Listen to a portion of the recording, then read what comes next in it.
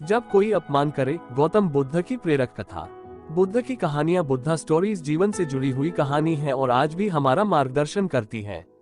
यही कारण है कि हिंदी में बुद्ध की कहानियां बेहद लोकप्रिय हैं। इसी मकसद से हम आपके लिए एक बुद्ध की एक लोकप्रिय कहानी गौतम बुद्धा स्टोरी लेकर आए हैं, जिसका शीर्षक है जब किस्मत खराब हो। यह हम सबके जीवन से जुड़ी हुई कहानी है। हमें उम्मीद है कि गौतम बुद्ध की ये कहानी आपको पसंद आएगी। एक बार की बात है, महात्मा बुद्ध के शिष्य आनंद कहीं जा रहे थे। रास्ते में उन्होंने देखा कि एक अधेड़ व्यक्ति एक चट्टान पर बैठा रो रहा है। वे उसके पास गए और बोले, क्या बात है वत्स, तुम कौन हो और क्यों रो रहे हो? आनंद की बात सुनकर उस व्यक्ति की सिसकियां थम गईं। वह अपने आंसू पोंछता हुआ बोला, मैं पास के गांव का रहने वाला एक बदनसीब व्यापारी हूँ।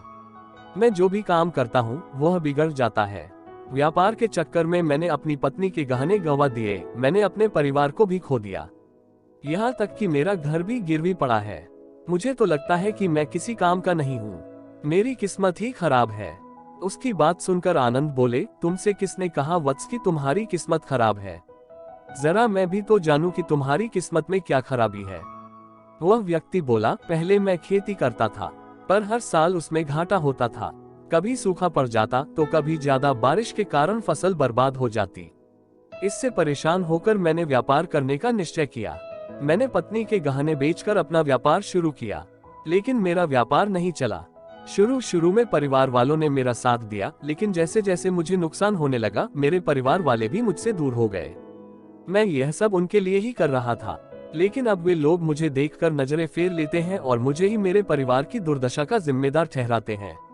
उस व्यक्ति ने एक लंबी सी सांस ली और फिर बोला, मेरा एक मित्र है, उसने भी मेरे साथ अपना व्यापार शुरू किया था। उसका व्यापार अच्छा चल रहा है। वह जब भी मेरे घर आता है तो अपनी सफलता की कहानियां सुनाता है।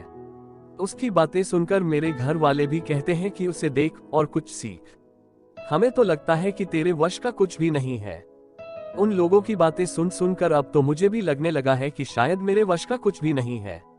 अब तो मुझे अपना जीवन ही व्यर्थ लगने लगा है। मेरे मन में ख्याल आता है कि अपना जीवन समाप्त कर लूं।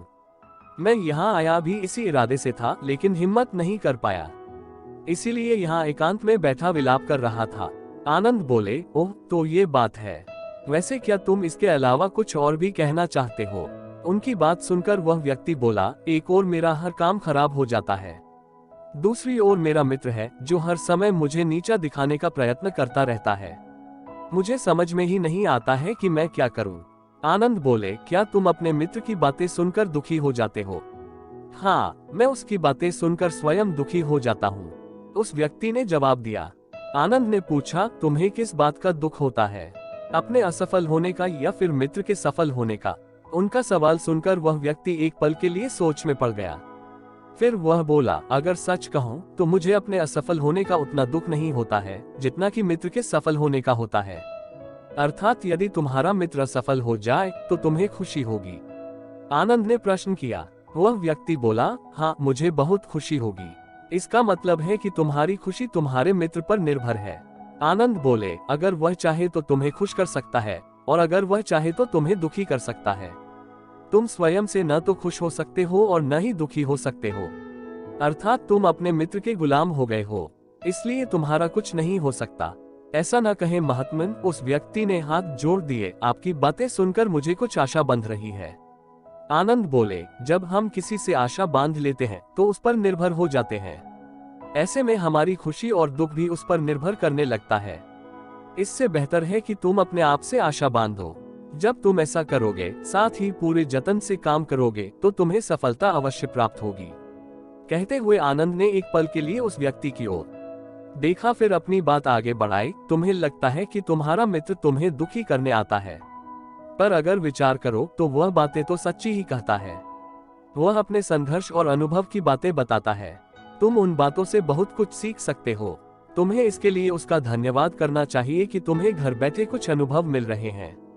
तुम उन अनुभवों का लाभ उठाओ, नई शुरुआत करो, कर्म करते जाओ, हार मत मानो, एक दिन तुम्हें सफलता अवश्य मिलेगी।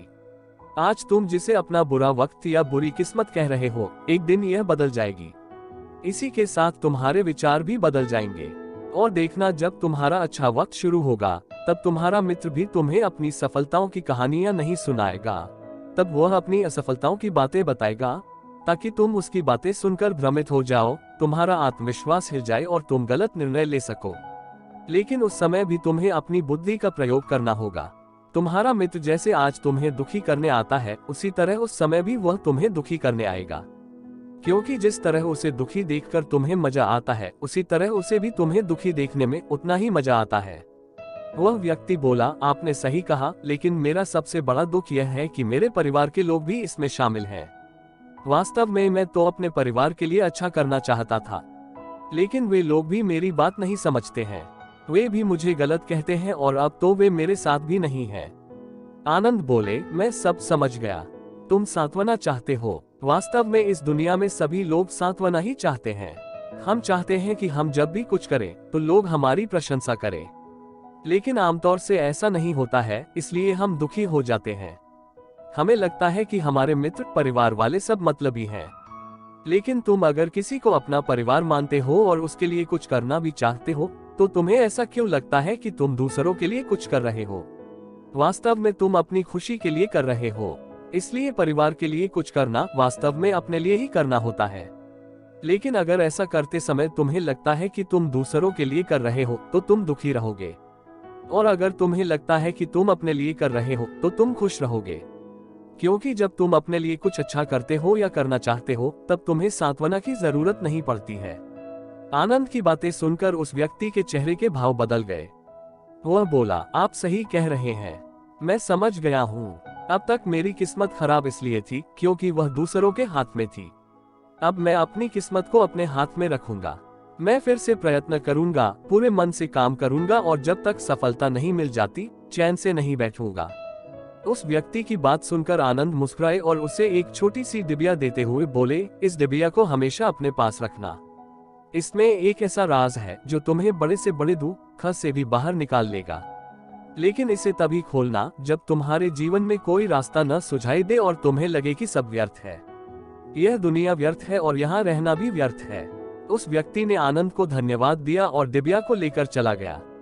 उसने नए उत्साह के साथ फिर से अपना व्यापार आरंभ किया। उसका व्यापार चल निकला। अपनी मेहनत और लगन के बल पर वह एक बड़ा व्यापारी बन गया। परिवार वाले भी उसके साथ आ गए और उसका जीवन हंसी खुशी बीतने लगा। अब वह भूतकाल का रोना छोड़ चुका था। वह भविष्यकाल की भी चिंता नहीं करता था, बस अपने वर्तमान को संवारने में लगा रहता था।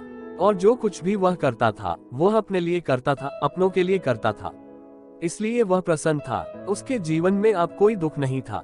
लेकिन वक्त हमेशा एक जैसा नहीं रहता है, वह बदलता रहता है। उसके जीवन में भी बदलाव आया। एक दिन उसके राज्य पर पड़ोसी राजा ने चढ़ाई कर दी। उसने इस राज्य पर अपना कब्जा कर लिया। उसके सैनिकों ने चारों ओर लूटमार मचा दी। उन्होंने व्यापारी का सारा धन लूट लिया। उसके घर में आग लगा दी। जान बचाने के लिए उसे अपने परिवार के साथ वहां से भागना पड़ा। वह व्यक्ति अपने परिवार के साथ कई दिनों तक इधर उधर भटकता रहा। वह दाने दाने को मोहताज हो गया। उसका बच्चा बीमार हो गया। इलाज के अभाव में वह तड़पने लगा। यह देखकर उसका हृदय चीत्कार कर उठा। वह कैसे अपने बच्चे का इलाज कराए? उसके पास तो खाने के लिए भी पैसे नहीं थे। ऐसे में उसे एक बार फिर निराशा ने घेर लिया। उसे लगने लगा कि उसका जीवन व्यर्थ है, सारी दुनिया व्यर्थ है, किसी भी बात का कोई मतलब नहीं है। भले ही आप जीवन में कितना भी कुछ कर लो, कितनी भी सफलता हासिल कर लो, पर अंततः यह जीवन समाप्त ही होता है। तो फिर ऐसे में जीवित रहने का क्या फायदा? इससे तो अच्छा है कि वह अपना जीवन समाप्त कर ले। लेकिन तभी उसके दिमाग में आनंद की दी हुई डिबिया कौंध उठी। उसने उत्सुकता के साथ उसे खोला। डिबिया के भीतर एक पर्ची रखी हुई थी। पर्ची पर कुछ लिखा हुआ था। उसे पढ़कर उसकी आंखों के आगे छाया निराशा का अंधेरा छट गया और वह मुस्कुरा पड़ा। पर्ची पर लिखा हुआ था, यह समय भी बीत जाएगा। उसने डिबिया को अपनी मुट्ठी में भींच लिया और एक नई शुरुआत के लिए उठ खड़ा हुआ। दोस्तों, अगर आप भी ऐसी ही परिस्थिति से गुजर रहे हैं तो निराश न हो। अपने अतीत पर शोक मत करें, न ही भविष्य की चिंता करें।